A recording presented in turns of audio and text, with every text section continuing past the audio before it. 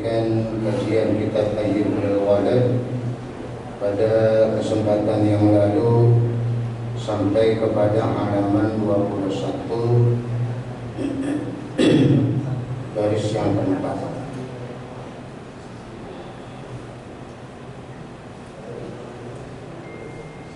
Dari bawah yang kemudian Qala Hakim Al-Asam. Kita ke atas sedikit ya. Barangkali dari garis kelima dari atas, ayyuhal walad.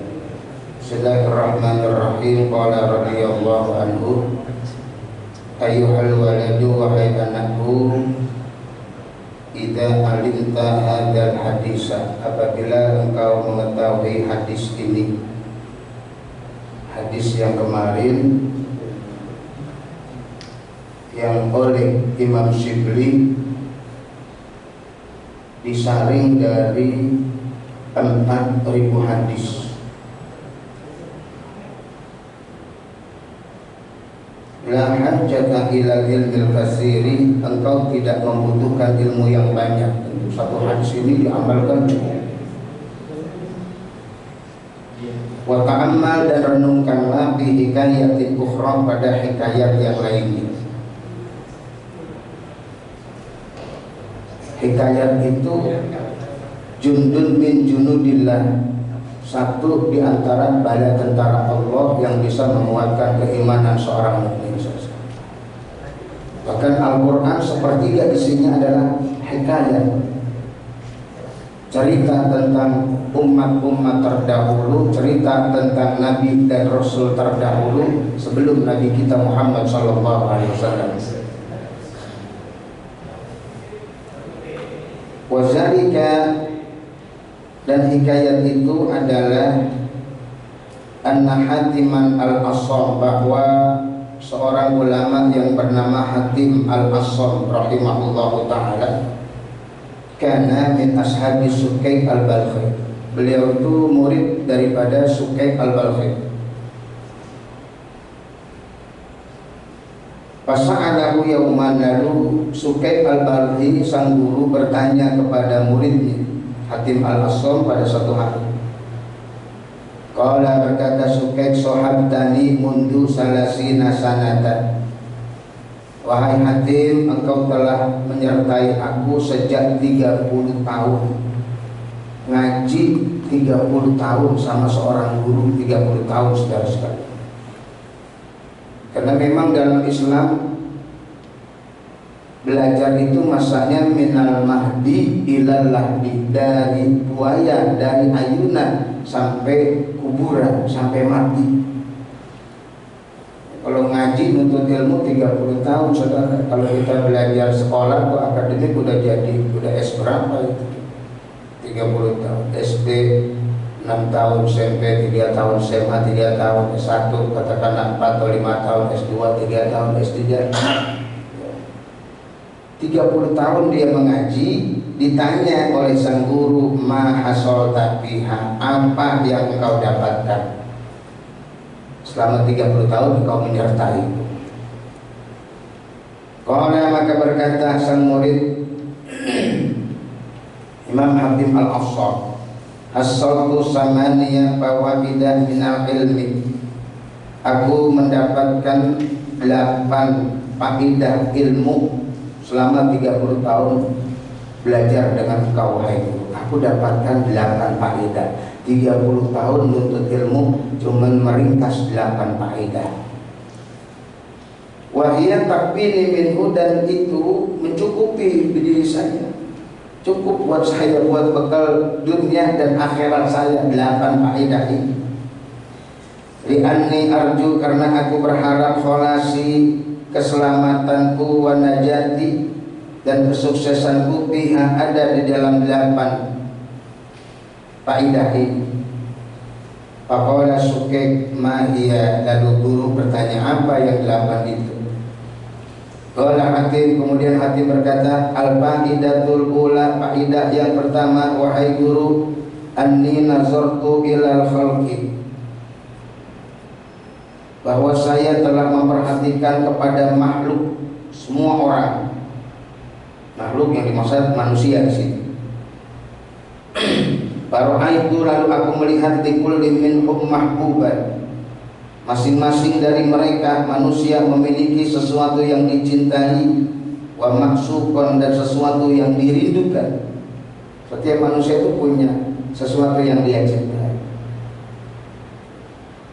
Bahkan ingat dulu masa remaja, anak-anak kalau kita nulis biodata itu ada hobi apa, hobi kita ini apa, makanan favorit kita apa, barangkali kesukaan kita ini apa. Setiap orang itu punya sesuatu yang dicintai dan yang dirindukan. Yuhibbuhu wa yahshubuhu, yang dia bisa mencintai dan merindukannya. Wa ba'du zalikal mahbub, dan sebagian yang dicintai itu yusahibuhu, akan menyertainya ila maradil mauti, sampai sakit menjelang kematian. Wa ba'duhu, dan sebagian lagi ila sabiril qabri, sampai pinggir kubur. Summa yarji'u kulluhu, semua kemudian pulang semuanya.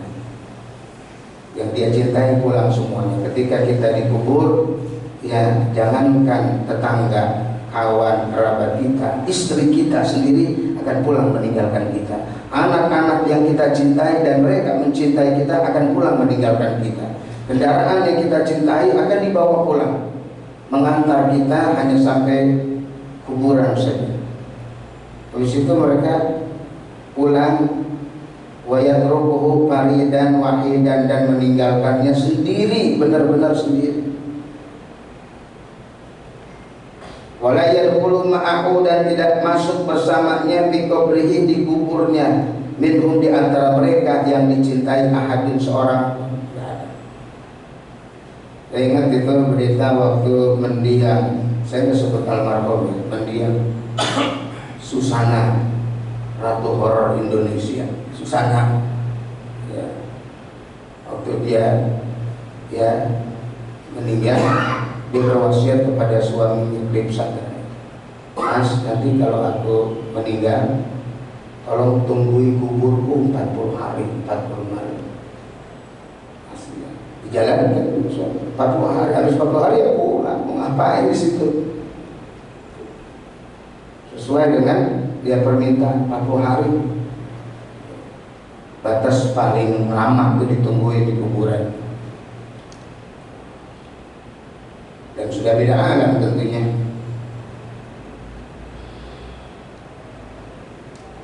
Fatafakkartu, lalu aku berpikir, wa qultu, dan aku berkata, afdhalu mahbubil mar'i, paling utamanya kecintaan seseorang, yang paling afdol, sesuatu yang dicintai seseorang, ma yadkhulu bi qabrihi, adalah sesuatu yang bisa masuk di kuburnya, ya, bersama-sama.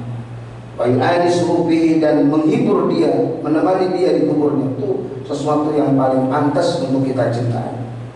Sesuatu yang mau masuk ke dalam kubur kita, menemani kita di dalam kubur kita. Karena wajadtuhu, maka aku tidak mendapatkannya, ghairul a'mali sholihah, selain daripada amal soleh. Ya. Fa akhadtuha, lalu aku jadikan amal soleh mahbuban, sesuatu yang aku cintai, mahbuban li, litakuna sirojan, agar menjadi lampu penerang li bagiku fi qabri, di dalam kubur. Salat kita berjamaah pada siang hari ini, inilah nanti yang bakal menemani di kubur kita. Ya, duduknya kita untuk mendengarkan hadis, mendengarkan ayat-ayat Al-Quran, nasihah diniyah, inilah nanti yang akan menerangi kubur kita, saudara-saudara. Kubur itu walaupun luarnya terang, ya, dalamnya tetap saja gelap. Wa tu'anisuni fihi, dan menghibur aku di sana, wala tatrukuni faridan, dan tidak meninggalkan aku seorang diri. Itu faedah yang pertama. Setiap orang punya sesuatu yang dicintai dan setiap yang dicintai itu akan menyertainya sampai mati, sampai gugur. Setelah itu akan meninggalkan satu persatu. Dia pikirkan yang paling pantas untuk dijadikan kecintaan adalah yang bisa menemaninya, tidak meninggalkannya di saat dia membutuhkannya. Tidak didapatkan kecuali amal saleh, Al-faidatu saniyatu, faedah yang kedua, anni ra'aitul khalqa. Wahai guru, aku memperhatikan makhluk, yang dimaksud manusia, yang taduna bi ahwaihim, mereka mengikuti, menuruti, patuh terhadap hawa-hawa nafsu mereka. Wa yubadiruna ila muradati anfusihim, dan bergegas-gegas untuk memenuhi berbagai keinginan mereka. Ya. Kebanyakan kita ini ikutin nafsu. Ada orang yang kerja, kantornya di mana, makan siangnya di mana. Ada ya. Kantornya di mana, makan siangnya di mana. Kenapa dia cari tempat yang jauh? Oh, itu enak. Kalau mau makan soto di sana, kalau mau makan sop di sini. Jauh, macet. Tapi karena mengikuti hawa nafsu, dikejar juga saudara. Akhirnya jalan yang harusnya nggak macet jadi macet. Bergegas-gegas untuk mengejar hawa nafsunya. Harus ada pencapaian di usia 40 tahun saya harus punya ini, di usia 50 tahun saya sudah punya ini, maka mengikuti hawa nafsu, dia kejar pencapaiannya walaupun jauh.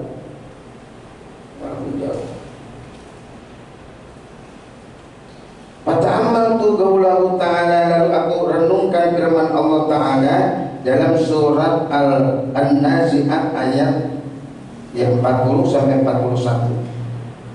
Allah berfirman, wa amma man khafa maqama rabbih wa nahan nafsa 'anil hawa fa innal jannata hiyal ma'wa. Adapun orang-orang yang takut dengan kebesaran Tuhannya dan menahan diri dari keinginan hawa nafsunya, maka sesungguhnya surga adalah sebagai tempat tinggalnya. Wa tayaqqantu, dan aku yakin annal Qur'ana haqqun, bahwa Quran itu benar. Shadiqun, Quran itu hak, terpercaya. Fabadartu, lalu aku bersegera ila khilafin nafsi, kepada menyalahi nafsuku. Saya ingin tutup dengan satu kisah. Dahulu ada seorang yang kasyaf. Kasyaf itu diberikan kemampuan oleh Allah melihat sesuatu yang tidak bisa dilihat dengan mata telanjang. Kalau spesialis hantu namanya indigo ya. Bisa lihat tuh, di atas rumah itu ada kepala, itu ada kuntilanak di situ. Orang-orang nggak lihat, dia bisa lihat. Itu spesialis hantu, indigo ya. Ada orang kasyaf ini, dia bisa lihat sesuatu yang orang lain nggak lihat. Sehingga banyak orang berdatangan. Ada orang motornya hilang, kata-kata mobilnya hilang, kendaraannya hilang, tanya, wahai Syekh, saya punya motor hilang, bisakah saya menunjukkan? Oh, itu ada di sana. Motor kamu diambil seorang, disembunyikan di rumah sana, RT sekian dan sekian, cari, ketemu, ada. Saya punya ada hajat, bahwa hari Kamis depan saya mau bikin acara begini. Apakah aman? Apakah hujan? Apakah terang? Dia bisa lihat kasyaf, sesuatu yang kasyaf. Tapi sayang, ini orang yang kasyaf ini adalah orang kafir. Namanya istidraj. Perkara luar biasa yang Allah berikan kepada orang kafir namanya istidraj.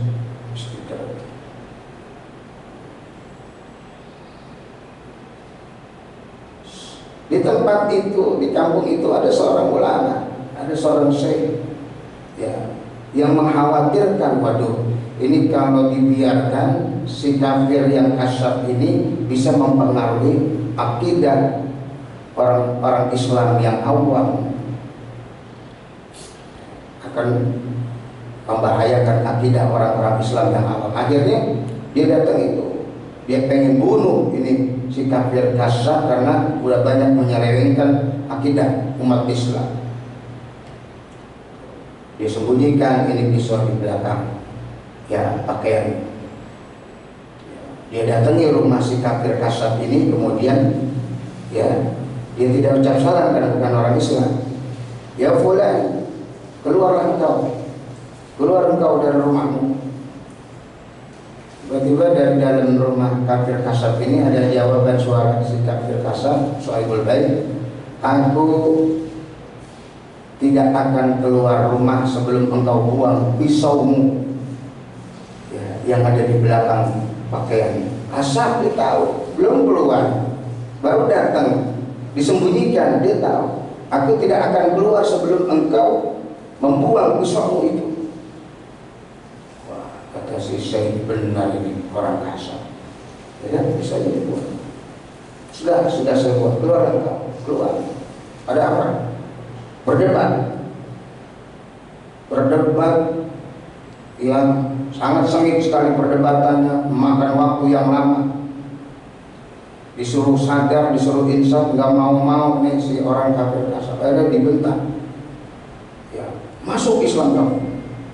Dibentak sama ya Syekh ini, masuk Islam kamu. Langsung dia katakan asyhadu an la ilaha illallah wa asyhadu anna Muhammadar Rasulullah. Si Syekh bingung, loh, kenapa gampang amat? Ya, tadi kita berdebat adu dalil, kau susah untuk ditundukkan. Kenapa ketika aku bentak masuk Islam kamu, kau langsung mengucap 2 kalimat syahadat? Kata si Kasyaf ini, wahai Syekh, ketahuilah, aku dapatkan kasyafku itu rahasianya sebenarnya satu. Karena selama ini aku selalu melawan hawa nafsu. Kalau aku pengen makan, aku lawan ya, kalau aku ingin tidur, aku lawan hawa nafsu. Kalau tidurnya tidur nafsu, bukan tidur karena memang benar-benar lelah.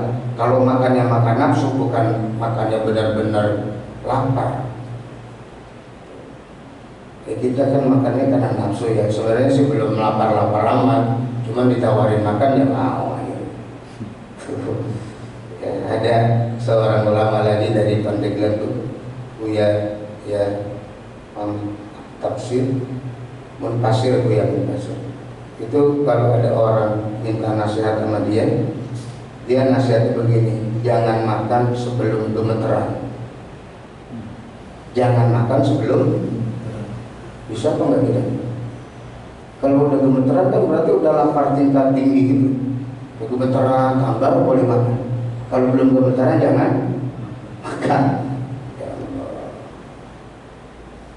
Jadi dikatakan begitu, bahwa saya dapatkan Kasyaf saya selama ini, saya selalu melawan nafsu saya. Tadi waktu Syekh bilang masuk Islam kamu, nafsu saya mengatakan jangan mau gitu.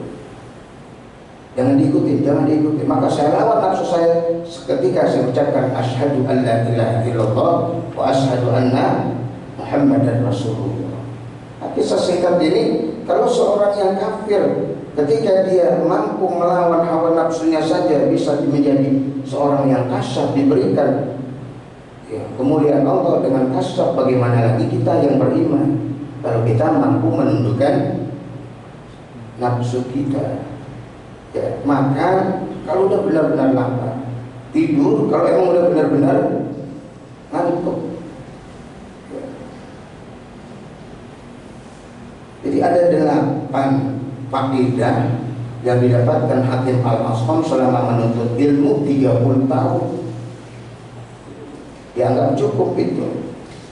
Faedah yang pertama ya, jadi bahwa setiap makhluk itu punya kesukaan, punya sesuatu yang dicintai.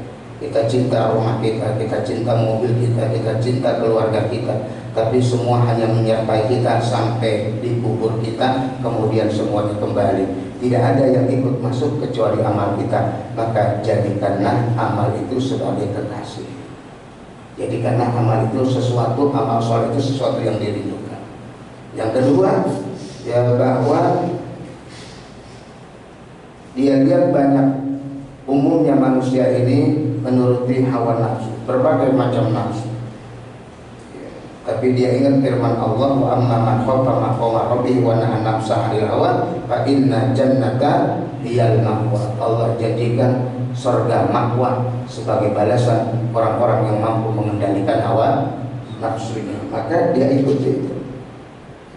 Wasma wa tasammartu limujahadatiha. Dan saya serius sengit untuk memerangi nafsu wa mantiha dan mencegahnya an hawa dari segala keinginan-keinginannya hatta irtadat sampai nafsu itu menjadi rela, menjadi ridho di taatillah subhanahu wa ta'ala untuk berbuat taat kepada Allah wa qadat dan untuk menjadi ya.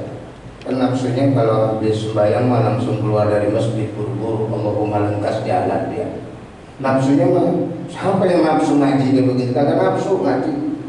Ya. Awalnya udah ya kita turun ke bawah. Ya, nafsunya begitu tapi ditahan. Al-Faqidatu Salisah wallahu a'lam bissawab. Rabbi zidna ilma warzuqni fahma. Nanti ya selanjutnya mudah-mudahan umur panjang pada sehat. Kita lanjutkan faedah yang ketiga, keempat sampai faedah yang kedelapan.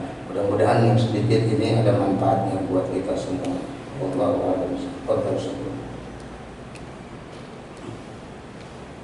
Baik, Bapak Ibu jemaah sekalian, setelah kita menyimak pembahasan tadi terkait kitab Ayyuhal Walad, faedah-faedah yang terdapat dalam kitab ini yang diutarakan oleh Imam Abdul Khatim Al-Hasan, maka pada berjamaah yang mau menambahkan atau bertanya, kami persilakan. Baik, sambil menunggu, tadi dikatakan khususnya dalam Al-Quran bahwa surga itu diperuntukkan untuk orang yang takut pada Allah dan menahan hawa nafsunya. Yang jadi permasalahannya adalah bagaimana nafsu diri ini agar selalu terarah, terkondisikan terhadap apa yang Allah inginkan. Kadang-kadang nafsu ini udah lurus, sudah mustaqim gitu, tapi ternyata ada beloknya. Ada nafsu yang buruknya atau nafsu yang tidak diinginkan oleh Allah. Nah, kira-kira agar menahan nafsu atau mengkondisikan nafsu yang ada dalam manusia ini disesuaikan dengan apa yang Allah inginkan, kira-kira seperti apa ya Pak Kiai? Ada akibat yang ada di setiap perbuatan kita yang mesti kita pikir-pikir lagi. Ini akibatnya apa nih kalau saya terlalu kenyang? Ini akibatnya apa nih kalau saya terlalu banyak tidur? Ini akibatnya apa nih kalau saya terlalu banyak santai-santai? Akibat dari setiap ajakan-ajakan nafsu itu yang kita ingat, ya, supaya kita ya bisa terus istiqomah. Ya tadi itu, ya si kafir yang kasyaf dia tahu kalau dia selalu melawan hawa nafsunya, dia bisa mendapatkan kasyafnya itu. Sehingga ketika nafsunya itu mengajak jangan mau, dia langsung lawan dan ucapkan dua kalimat syahadat. Selalu berpikir bahwa di setiap larangan Allah itu ada madharah. Ya, ada madharah di akhirnya. Ya, dan ketika kita jalankan ya perintah Allah, di situ banyak manfaat. Jadi pikir ya akibat yang timbulkan dari ajakan-ajakan nafsu tersebut. Biasanya orang ikutin karena nggak mikirin akibatnya, Wallahu a'lam bishawab. Baik, ada yang lain? Tidak. Baik, karena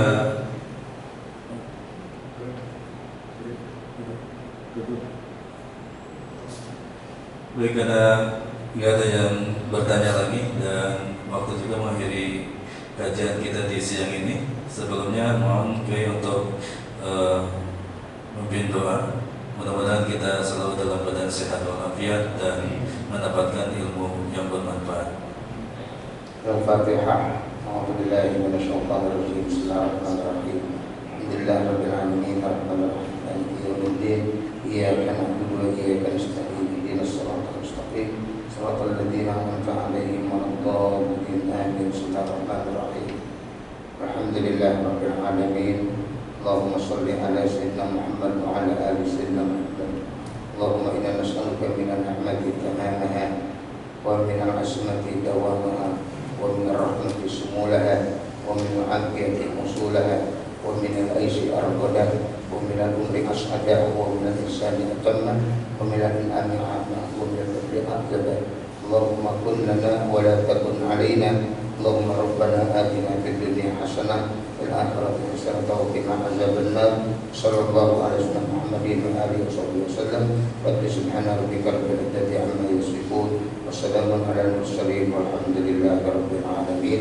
Assalamualaikum warahmatullahi wabarakatuh. Waalaikumsalam warahmatullahi wabarakatuh. Mudah-mudahan kajian hari ini bisa menginspirasi iman kita sehingga kita bisa tetap istiqomah beribadah pada Allah Subhanahu wa taala.